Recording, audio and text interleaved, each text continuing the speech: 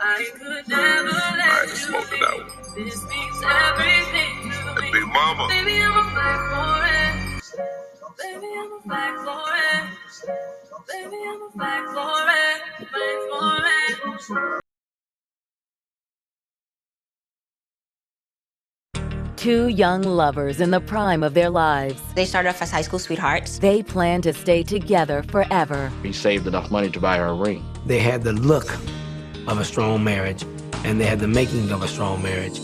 Until a horrific discovery brought their dreams crashing down around them. That's a body. The victim's head, arms, and legs had all been taken from the body. I almost went into a panic mode thinking, do we have a serial killer? In a race against the clock, detectives must solve a puzzling murder mystery where the main players aren't who they seem to be. I don't know if we're going to be able to solve this case. It's been 2 years now, and I'm still just boiling with anger. To cut someone's head off, that's really personal. That's really sending a message. I'm not lying to you, and I'm not trying to hurt you.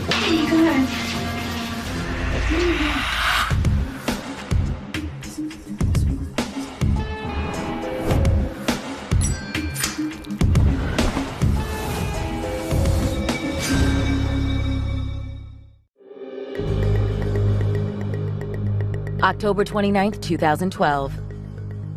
It's a quiet Monday evening in Mechanicsburg, Illinois, a small farming community just east of Springfield.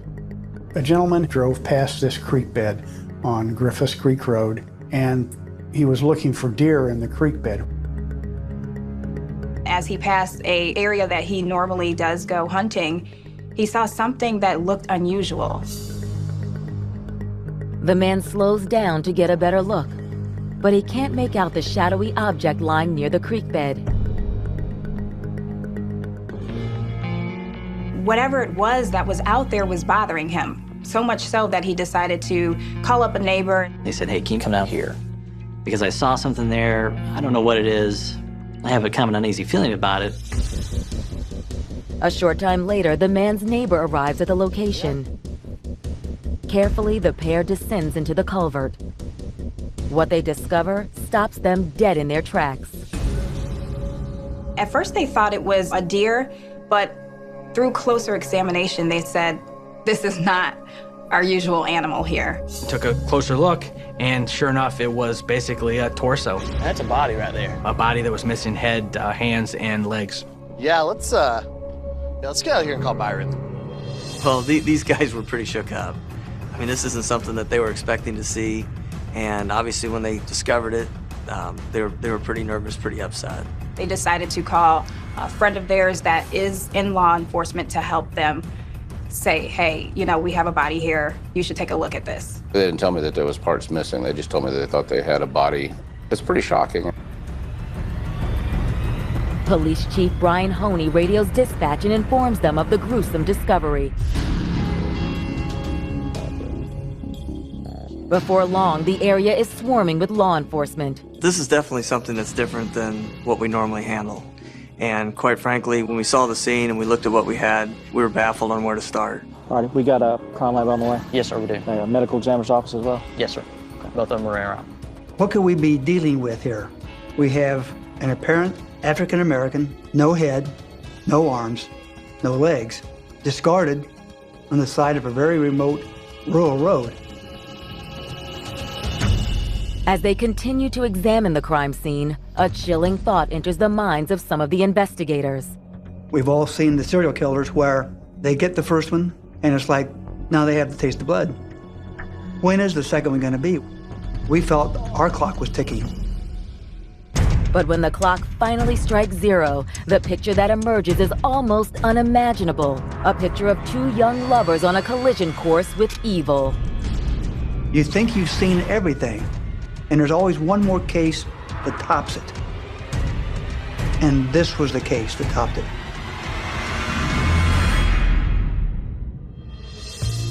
Born in 1990 in the close-knit Chicagoland suburb of Crete, Illinois, Watasha Denton's childhood was as American as apple pie.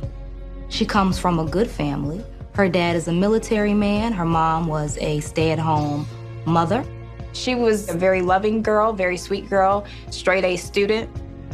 Though Watasha was kind-hearted and attractive, she was also very competitive and drove herself to succeed at everything she did. She likes to excel. She is a bit of a perfectionist, and perfection is defined by her. I believe that that is part of what makes her tick. What I do is I got tickets to the game that I'm gonna be in, so I want y'all to come. Watasha's competitive fire wasn't reserved strictly for school. I'll talk to y'all later, all right? When it came to boys, Watasha always seemed to get what she wanted. Hey, I didn't know you was here. Yeah, I'm just studying. And in high school, the boy she wanted more than any other was Raymel McCaster, known to friends and family as Ray. Everybody loved Ray. He was an athlete, nice looking. He was wanted by many women. So Watasha having an opportunity to even woo him and kind of settle him down was a big feat. Ray was a good catch for Watasha. He was the exact opposite of her. She was more of a quiet person, driven, focused, smart. He was more of the ladies' man. Though Watasha had done everything in her power to make Ray her steady boyfriend, the outgoing all-state wrestler still wanted to play the field. A lot of girls liked him. And sometimes when you're young, you do like to experience different personalities in women and see who really fits you. Unwilling to play second fiddle to anyone, Watasha decided to break things off with Ray. And when Ray left for college in 2009, the relationship seemed over for good. But after a year away, Ray couldn't shake the feeling that he'd let the love of his life slip through his fingers. And before his sophomore year began, Ray dropped out of school and headed home, determined to win back Watasha's heart. So he returns back to the south suburbs of Chicago, and this time Ray said, "Hey, I'm not gonna let you go. I'm definitely here for you." He mentioned that he's a changed guy and he really want to make this work, and they started dating again. Once back in Crete, Ray joined the National Guard. During basic training, he made another big decision. He saved enough money to buy her a ring. So we ended up taking Tasha down there for his graduation, and that's when he proposed to her. In October of 2010, Watasha and Ray officially tied the knot. Shortly after that, the happy 20-year-olds moved to the capital city of Springfield to start their new life together. Watasha was a student at the University of Illinois in Springfield. Raymel was a national reservist. He was also employed.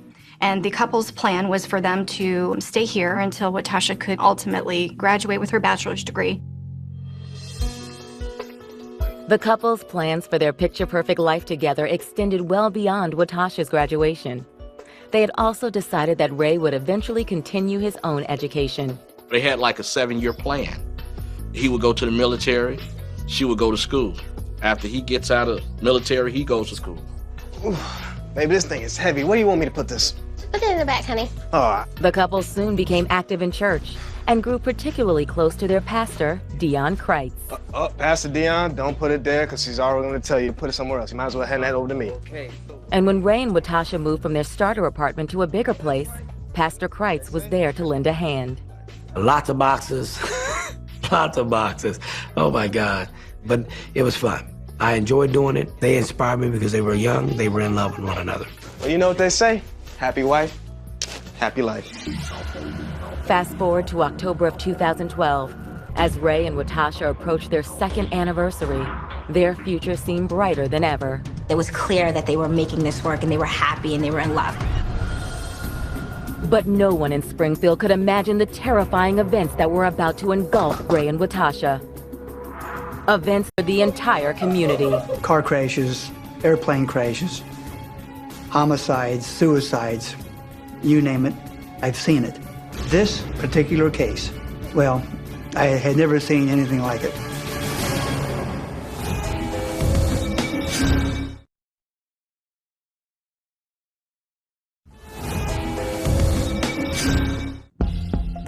After rekindling their high school romance, highly motivated college student Watasha Denton and handsome National Guardsman Ray McCaster have tied the knot and have settled into a blissful life together in Springfield, Illinois. For the perfectionist in Watasha, having Ray put a ring on her finger was further proof that in the game of life, she was one of the winners. When he proposed to her, that solidified everything, his love for her, and so that just made her happy. You know I love you, right? I love you too. It was a perfect marriage, so to speak.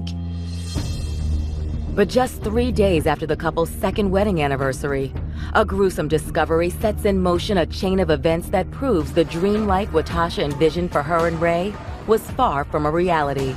The drag mark? Could be. The body had been found right off of a road. The body had been mutilated. The victim's head, arms, and legs had all been taken from the body.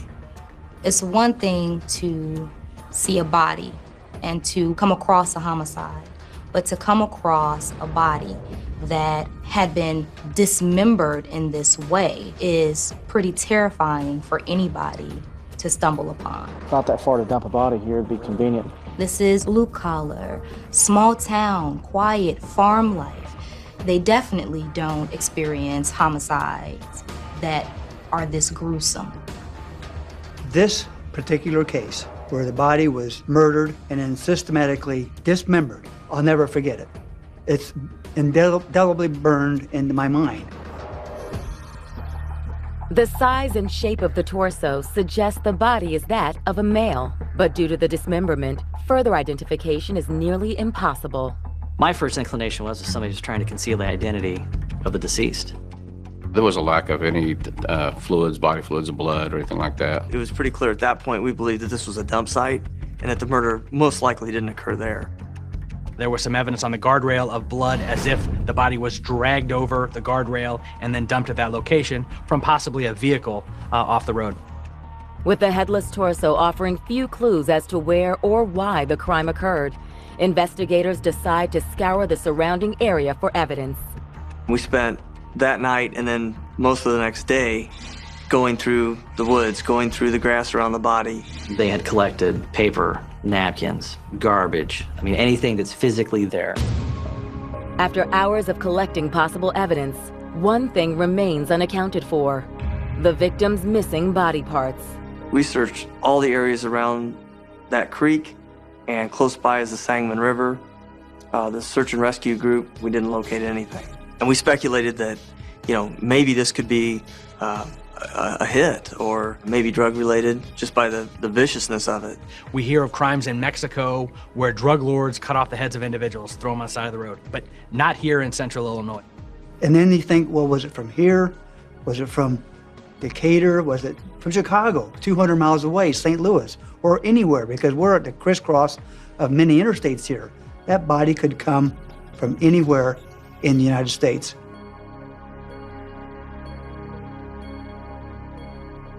I almost went into a panic mode thinking, well, do we have somebody in Springfield or in our central Illinois area that is a serial killer?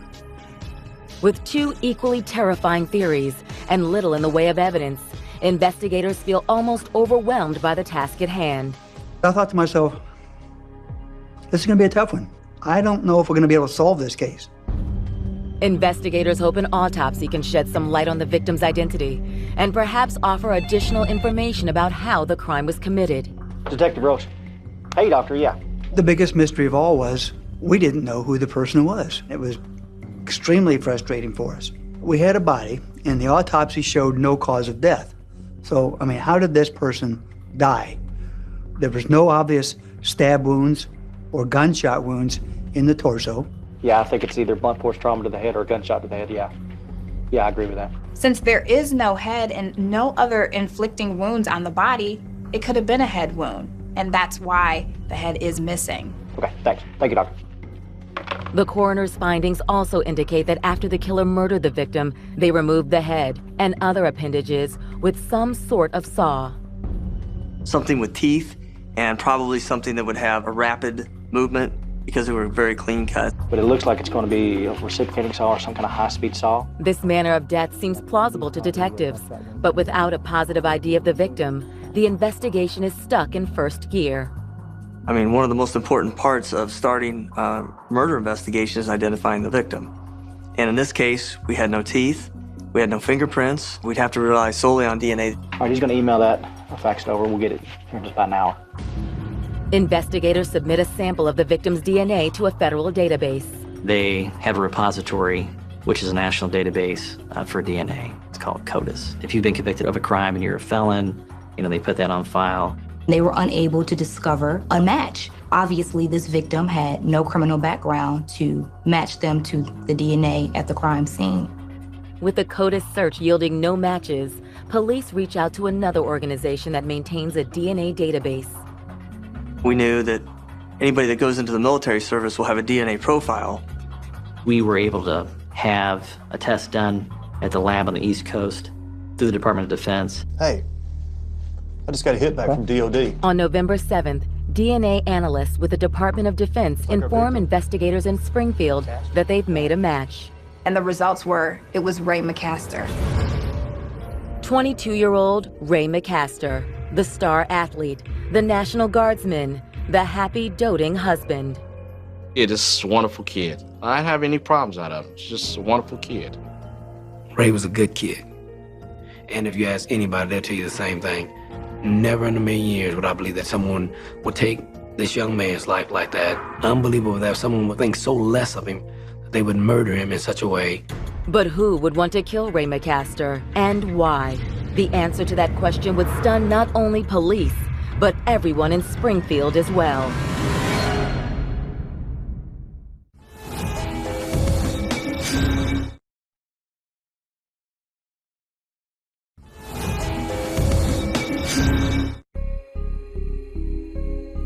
It's November of 2012, and a gruesome discovery along a rural highway has police outside Springfield, Illinois on the hunt for a killer.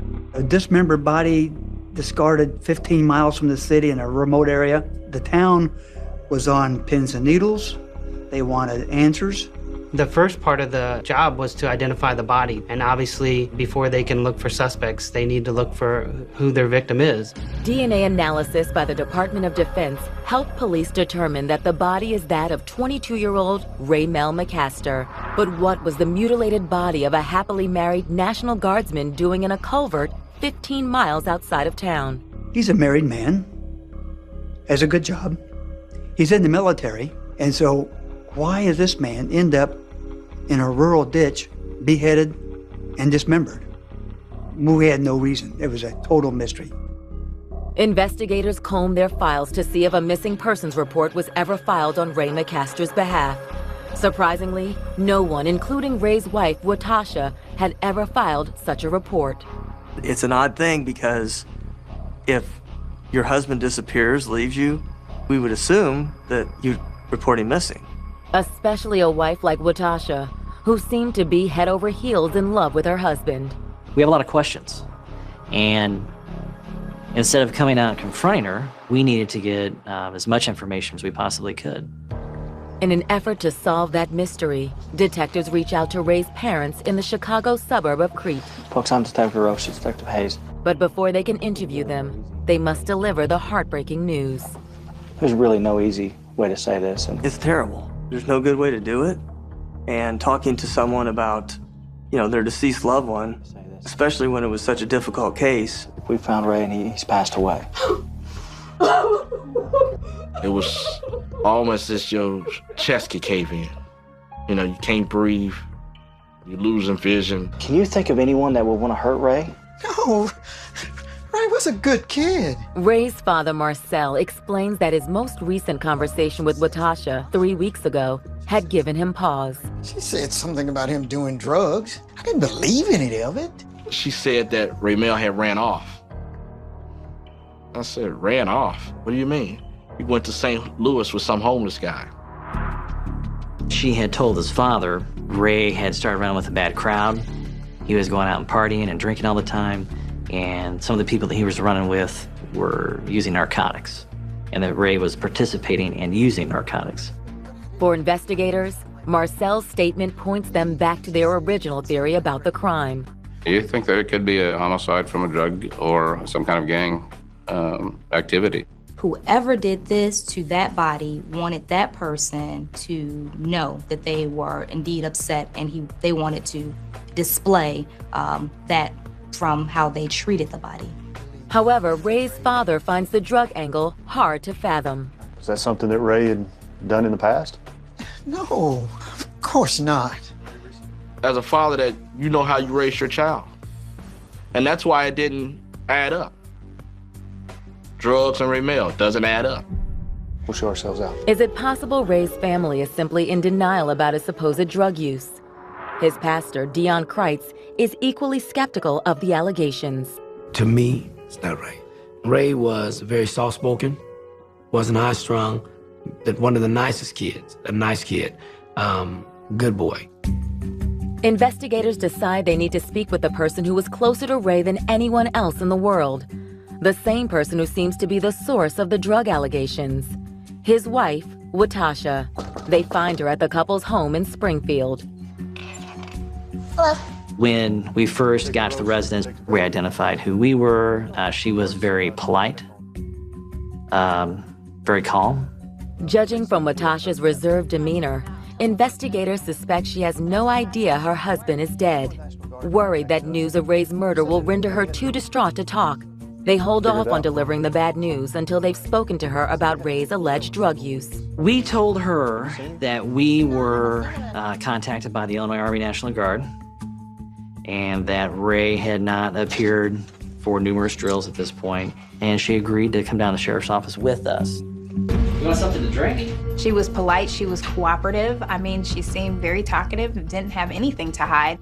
According to Watasha, shortly after the couple moved into their new house, Ray began experimenting with drugs, and his behavior quickly took a dark turn. She didn't like the people that he was hanging around with. Basically, that he was leading a lifestyle that was inconsistent with the way she wanted to live. You just get like really, really bad. You take the truck and you just leave. Sometimes you won't come back 2 or 3 days. Watasha told investigators that at one point, Ray was so drunk one night that he fell over in the bathroom and cut himself. Late night partying, use of illegal narcotics, alcohol abuse, physical abuse from Ray to her. Watasha claims that despite Ray's erratic behavior, she was unwilling to give up on their marriage. Watasha thought that she can change Ray. She wanted him to be a certain way, to be a certain husband to her. In the fall of 2012, the abuse only escalated, and her hope of salvaging the marriage began to fade. By October, she'd had enough. October 26th. But it made 2 years we've been married. And I kicked him out on the 24th. When he left, what did he take? Everything. Watasha says that one night, car pulls up to the house, and that Ray gets in the car, took everything he had with him, and they went to St. Louis. Watasha wanted to continue to distance herself from Ray, so she decided she wanted to file for divorce. She filed for divorce on November 7th. At this point in the interview, detectives decide to tell Watasha the heartbreaking truth. Ray isn't in St. Louis. He's dead. His DNA was confirmed by the Department of Defense. I'm not lying to you, and I'm not trying to hurt you. You okay? Here, have a seat. Have a seat, man, so you don't fall down. Sweetheart, sit down for a second. I'm not trying to hurt Please you. sit down so you don't fall, okay? Why don't you just sit down so you don't fall down, okay? Oh my God. Oh my God. Here you go. Want some water? No. You sure? Yeah. Sweetheart. It's not right. Watasha seems devastated by the news of her husband's death, but investigators slowly begin to notice something odd about her behavior. She would cry, and then what I noticed is when the detective would answer a question, she would turn it off immediately. That's when Watasha made a comment that detectives found truly unusual. She made the comment that I never fail, that failure was something that, in her personality, she couldn't handle. I was trying to hold on to a marriage that really wasn't worth saving, but it was just the fact that I've never failed at anything in my life. Never. I've never failed at anything. For her to indicate to the police officers that she never failed is revealing, because she didn't want to fail at marriage. She didn't want to fail at life. Could Watasha's unyielding quest for perfection have driven Ray to use drugs and into the clutches of a deadly narcotics ring? In a case where leads are nearly impossible to come by, investigators have no choice but to explore that theory. We always kept our minds open to another possible scenario, but that evidence it did not present itself. We had so many questions and no answers.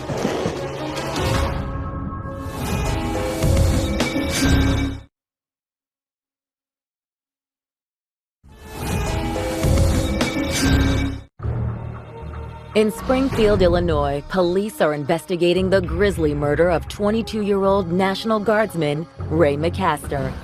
In an interview, Ray's widow, Watasha, claims that her husband had recently started using drugs and abusing her. Ever the perfectionist, Watasha tried to change Ray, an effort which investigators now wonder may have driven Ray further into the world of narcotics. The fact that she kicked him out prior to his disappearance showed or indicated to the police officers that, she's done. She doesn't want to have anything to do with him anymore. But even though Watasha and Ray's relationship had its problems, investigators are shocked by Watasha's cool reaction to the news of Ray's murder. No real emotion, no questions, no, oh my gosh, my husband's gone. None of those questions. Even if she was not in love with Ray, you are definitely going to have an emotional reaction, especially under these circumstances. He's dead. There was no level of guilt, no level of remorse. That is very odd. Despite Watasha's detached attitude, detectives find it nearly impossible to believe someone like her could be involved in such a horrific crime. She's this church-going girl who just wanted to have, the nice American dream with her husband. And when investigators speak to Ray and Watasha's pastor, Dion Kreitz, about the allegations of drug use and physical abuse, he has a decidedly different take on things. No, I don't remember that part. Ray was kind of a happy-go-lucky kind of guy. He didn't need a lot to make him happy. He just loved life. 180 degrees different than the way she's describing him. The pastor described Ray, as everybody described Ray, as one of the nicest guys you've ever met. After speaking with Pastor Kreitz, investigators reach out to Ray's superiors with the Illinois National Guard to see if they knew anything about Ray's alleged drug use. What can I do for you? Sergeant, I wonder if we can ask you a few questions about one of your soldiers, Ray McCaster. I was wondering if you have any problems with him. Has he been coming in intoxicated or high? Oh, no. He's been actually one of our model soldiers. His supervising officer in the National Guard said that he wished that he had more of him in his platoon. Has he mentioned anything about maybe troubles at home? Maybe his wife, Watasha? No, but funny you should mention that. According to the guardsmen, shortly after Ray disappeared, Watasha made an unexpected visit to the National Guard outpost. It would have been late October, early November. She packed up all of his military equipment, his uniforms, and took him up to the Guard unit in Robinson. The guardsman's statement immediately raises red flags about Watasha's version of events. If she kicked him out, it is odd that she would go to the armory and submit his belongings as opposed to trying to find Ray to give Ray his belongings. But what Ray's superior tells detectives next gives them even more cause for concern. It involves an incident that happened a few weeks prior to Ray's disappearance. They were at a cookout of the Guard unit up in Chicago. Ray told one of his colleagues, if he ever ended up missing, look at Watasha. And then everybody kind of laughs, and he's like, no, I'm serious. Thank you, appreciate it. Thank you. If you need anything else, let me know. After speaking to the National Guardsmen, investigators believe Watasha's initial statement was false, and that she, not some vengeful drug dealer, may be responsible for the crime. Tox screen's in. What do we got? That suspicion is further cemented on November 10th, when the coroner's office releases the findings of their toxicology analysis of Ray's blood. When the toxicology was done, if there was no evidence of any narcotics in the bloodstream, he was in the National Guard. He had submitted to chemical testing for narcotics there, came up negative. The same with his employer here in Springfield. When he would have to take random drug testing at work, always tested negative for illegal drugs. But the toxicology report does indicate a high quantity of one unusual substance in Ray's blood system. Tetrahydrozoline. What is that? In the autopsy, he had very high levels of tetrahydrozoline. We found out that the substance tetrahydrozoline is a poison.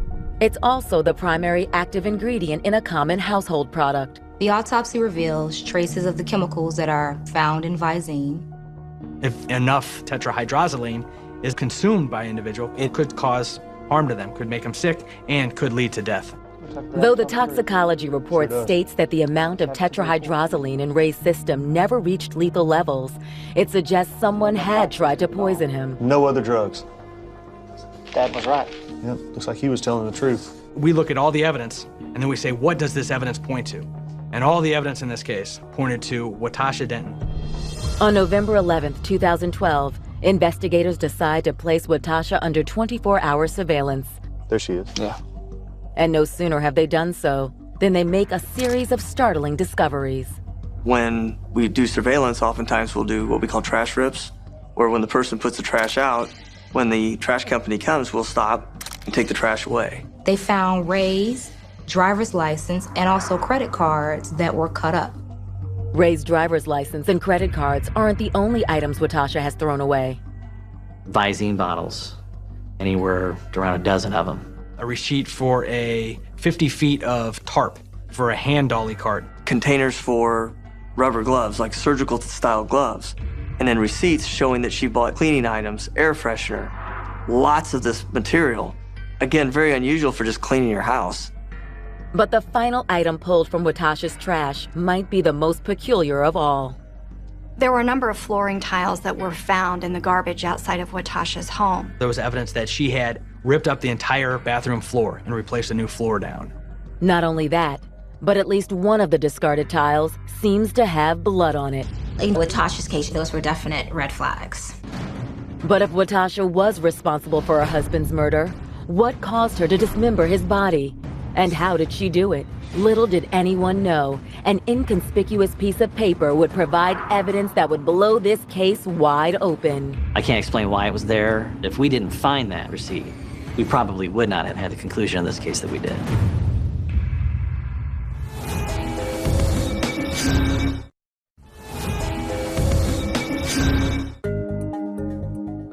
It's been nearly a month since 22-year-old Ray McCaster's mutilated body was found lying at the bottom of an embankment.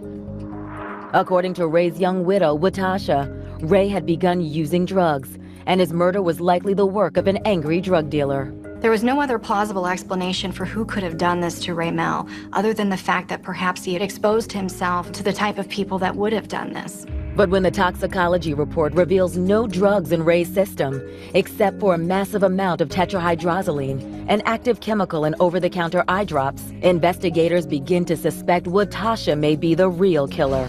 There is no evidence that supports Watasha's allegation that he was a part of any drug conspiracy, and the finger starts to point at her. In an effort to link Watasha to the crime, detectives put her under 24-hour surveillance. On November 11th, 2012, they uncover a cache of suspicious items. All his ID cards are found. Every single one, there are scissors or a knife cut through his head. Bags of empty bottles of Visine. In their search in Watasha's trash, they also found tile from the bathroom floor. There was a piece of the tile from the floor which actually seemed to have blood on it. The next morning, investigators deliver the tile to the forensic lab for DNA analysis. Within hours, they receive the results. That tile revealed evidence of Ray's DNA from his blood. Could this be proof that Watasha murdered and dismembered Ray in their bathroom, then disposed of his body outside of town? Even with this trove of circumstantial evidence, the question of motive is still unclear. Their relationship seemed to be on the surface just an ordinary young married couple. It didn't make sense, really, that she would be capable of this. And very calmly and methodically, evidently, cutting off her husband's head and hands and feet. You knew they were young, you knew they had issues, but it was nothing to the point where it would go any deeper than that. For investigators, the lack of motive isn't the only problem with the case against Watasha. How could one person be responsible? I mean, even just a torso, I would estimate weighed about 180 to 200 pounds. The thought was it would take more than one person to do this crime, to sever the head, sever the legs, sever the hands, and then dispose of the body there. In an effort to unearth both a motive and potential accomplice, police continue to sift through the trash removed from Watasha's garbage cans, as well as some of the debris collected at the crime scene. Hey, come take a look at this. What you got? It's from this latter pile of potential evidence that detectives discover a bloody scrap of paper. We're reciprocating, Sal. That matches up. Time and date stamp. Let me give them a call so we can get a surveillance footage of that. We had a receipt that had been what they believed to have been drug out of the car with the body that had blood on it. There was a receipt to a local Walmart. that I believe was October 25th, which was just a few days before we found the body. It was significant because of the purchases that were made: a reciprocating saw, a non-insulated respirator mask, cleaning equipment, some rubber gloves. Though the items were paid for in cash, the receipt has a timestamp on it, 11:53 p.m. Investigators head to the Walmart and ask to see the surveillance footage from the checkout area at the time of the purchase. It doesn't take long to find what they're looking for. The video showed an African-American female at a register purchasing the items that are listed right on the receipt. And she's buying a reciprocating saw and a respirator mask at midnight. Very odd thing for a young lady to be buying at that time of night. That young woman was Watasha McCaster. November 26, 2012. Armed with this new evidence, investigators execute a search of Watasha and Ray's home while she is in class. Once inside, they find even more incriminating evidence. One of the things that we recovered was her computer. We looked at some of her searches, and she searched items such as how to kill someone and get away with it, hitmen for hire. It's a telling bit of information, but nowhere in the house do investigators find any of the items Watasha purchased.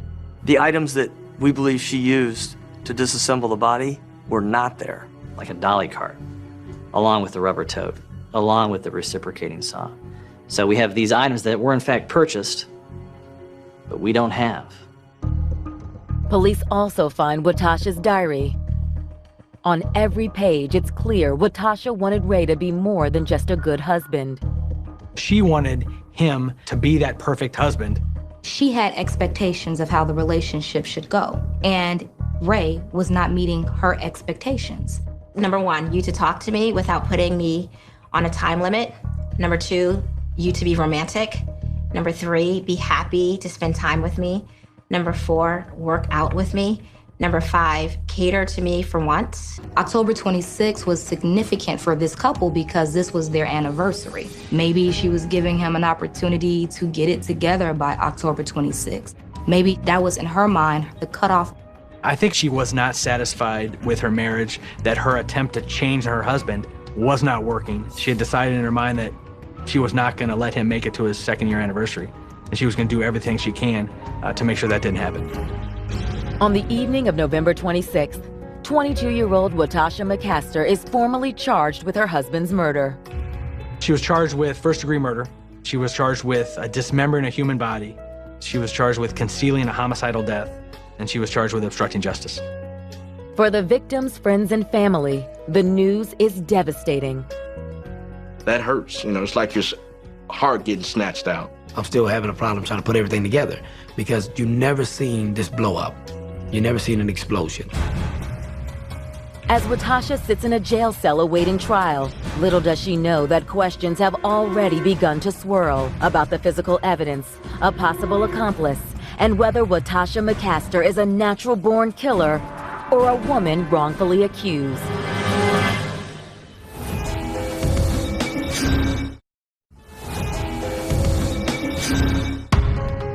March 26, 2014. 14 months after being charged with the brutal murder of her husband Ray Mel, 24-year-old Watasha McCaster is led into a Springfield, Illinois courtroom to stand trial for the crime. In their opening arguments, prosecutors assert that the mild-mannered co-ed seated in front of the jury was in fact an unyielding perfectionist. The life that she wanted, she didn't have that, so she tried to make it happen, and when she realized that she was failing at it, she snapped. Her relationship with Ray was going a direction that she didn't want it to go. Failure was something that, in her personality, she couldn't handle. According to prosecutors, Watasha tried to poison Ray with Visine for weeks, but when that didn't work, she sought out alternative ways to murder her husband. She was going to try to kill him, and the Visine didn't work. She was going to hire a hitman. That didn't work. We believe she then shot him and then had to figure out how to dispose of the body. I think she killed him, disassembled him over the period of a couple of days, and dumped his body, thinking that nobody would ever find out. Within a day or two, she's getting rid of his clothes. She rips out her bathroom tile. She takes his his IDs, his driver's license, his credit cards, and throws them in the trash? I mean, this isn't a coincidence. She was going to complete this goal of killing her husband and him not making it to that second anniversary. To support their argument, prosecutors introduced the Walmart surveillance video and the bloody receipt tying Watasha to the crime scene. Though many of Watasha's late-night purchase items were never found, including the saw, prosecutors are able to introduce her personal diary, as well as the chilling search history found on her computer. It's a series of little bits of evidence that, when looked at in the entire picture, point to no one else but Watasha Denton, and her acting alone in committing this crime. When it's their turn, the defense argues that Watasha wasn't capable of murdering Ray and disposing of his body all by herself. It seemed unbelievable that she by herself would be able to move the body, would be able to transport the body to the scene where it was found. Prosecutors counter that there were any number of ways Watasha could have single-handedly disposed of Ray's body. How would she have disposed the body if he weighed over 200 pounds? Look, she could have done it. She could have put it on the dolly. She could have tied him up. She could have done all these things to dispose of the body, and she could have done it. Watasha's defense also points out what appears to be a glaring hole in the prosecution's case: the lack of a murder weapon, and therefore an undetermined cause of death. You don't know anything. All you have is a body, some pieces of paper, and that's it. There is nothing at this point that is directly linking the murder of Ray McCaster to his wife.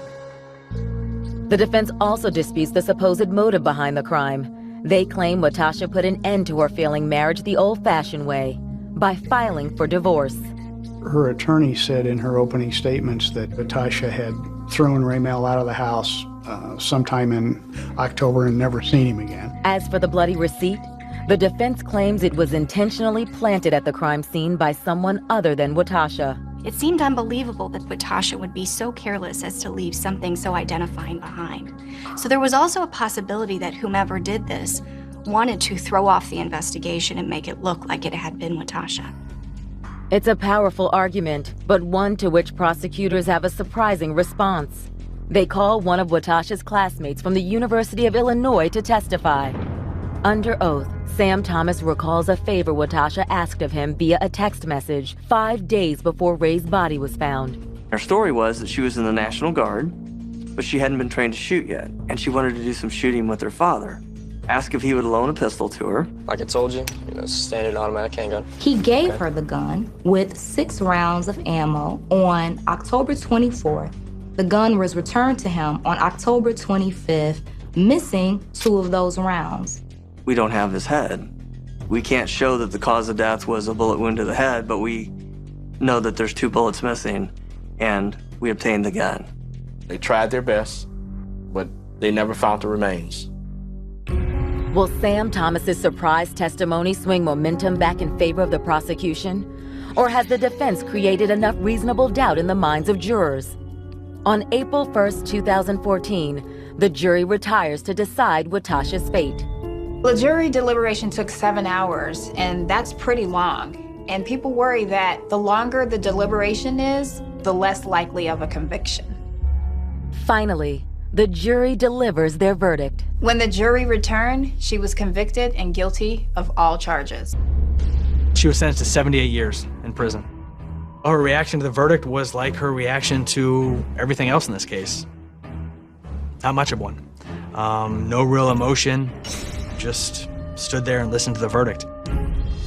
But even with Watasha behind bars, those closest to this young couple still have a hard time understanding how things went so sour so fast.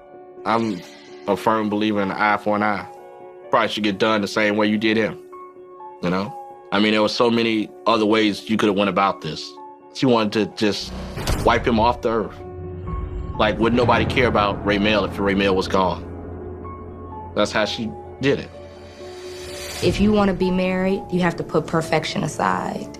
There is no perfect human being. So to be married to a person who is obsessed with their own idea of perfection is actually to marry misery, because you can never meet the expectation of another and you can never be perfect. Nobody can.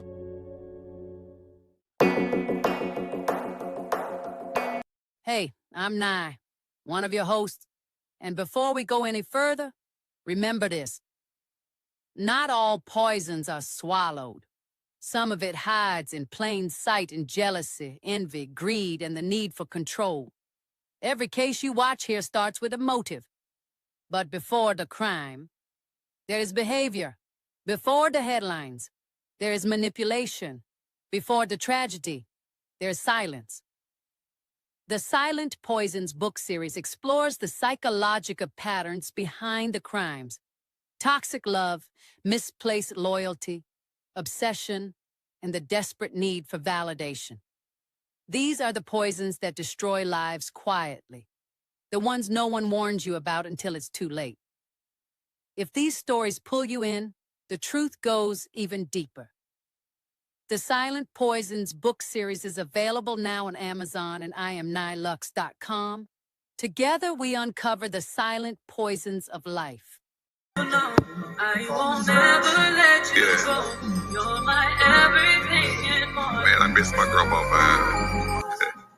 I could never let you smoke it out. This means everything to me. Big mama. Baby, I'm a fight for it.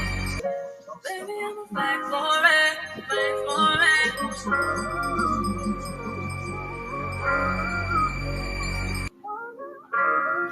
you can't never get another Big Mama.